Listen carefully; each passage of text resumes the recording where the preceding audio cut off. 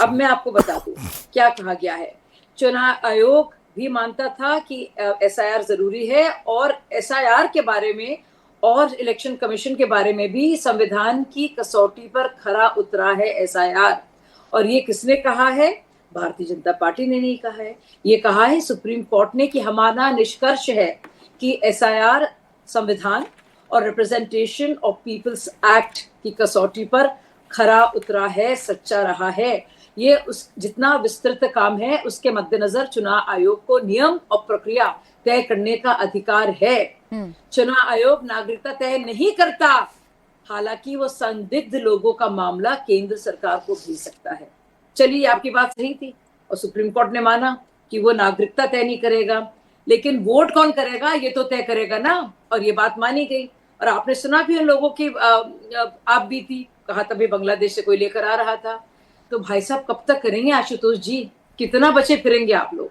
और आप सोचिए, देश हमारा भारतीयों के लिए, देश के इलेक्शन में वोटर कौन है? भारतीय वोटर ही रहेगा सिर्फ। और देश की योजनाएं जो हैं भारतीयों के लिए, और देश के संसाधन किसके लिए हैं? सिर्फ भारतीयों के लिए। नहीं शाजिया जी, जब तक मसला एसआईआर का होता तो शायद आशुतोष जी आपसे कुछ सवाल पूछते या सुप्रीम कोर्ट पर अपनी निराशा जताते, उस फैसले पर निराशा जताते, लेकिन बात जब घुसपैठियों की आती है तो वो आंकड़े पूछने लगते हैं।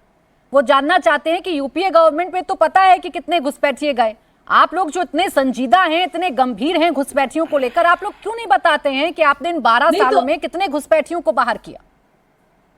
वो आंकड़े तो हैं, जितने लोगों को हटाया गया है, यूपीए के दौरान भी हटाया गया, हमारे दौरान भी हटाया गया। लेकिन जो बाकायदा घुसपैठी भारतीय नागरिक बनकर भारत के चुनाव में वोट डाल रहे थे, वो सारे के सारे जिनका डिलीशन हुआ है, वो कि देखिए किनका डिलीशन हुआ है।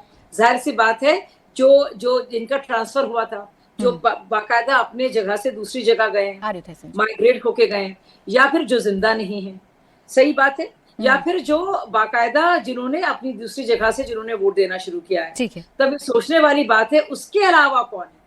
तो जिन लोगों ने एसआईआर में डिलीशन से वोटर की लिस्ट हुई थी, जब डिलीशन हुए थे, जिन लोगों ने इसको लेकर बाकी कुछ सवाल आप मान गए उस बात को, सवाल सबसे बड़ा ये है कि वो उन लोगों का क्या होगा जो लोग अभी टीवी पर बोल रहे थे। मैं तहसीन जी आपके पास आऊं, उससे पहले पश्चिम बंगाल का मसला है और पश्चिम बंगाल के नेता लगातार एसआईआर का विरोध कर रहे थे। मैं आशुतोष जी आ रही हूं, सबका बस एक एक ओपनिंग रिमार्क ले लूं, फिर उसके बाद रिबेटल कर लीजिएगा। मैं संजय सरकार जी आपसे जानना चाह रही हूँ, फिर आ रही हूँ आशुतोष जी, फौरन आ रही हूँ। 4 और मेहमान है जो अभी तक नहीं बोले, बस एक एक बार इनका ओपनिंग स्टेटमेंट ले लूं।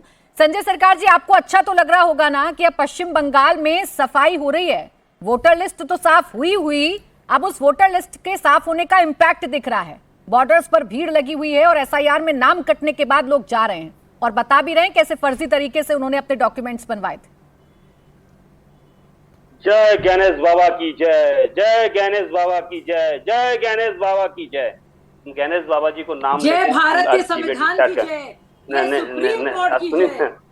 सुन लीजिए, जो अवैध नागरिक है हिंदुस्तान में कहीं रहने की उसको जगह नहीं है, हम इसको पहले विरोध करते हैं।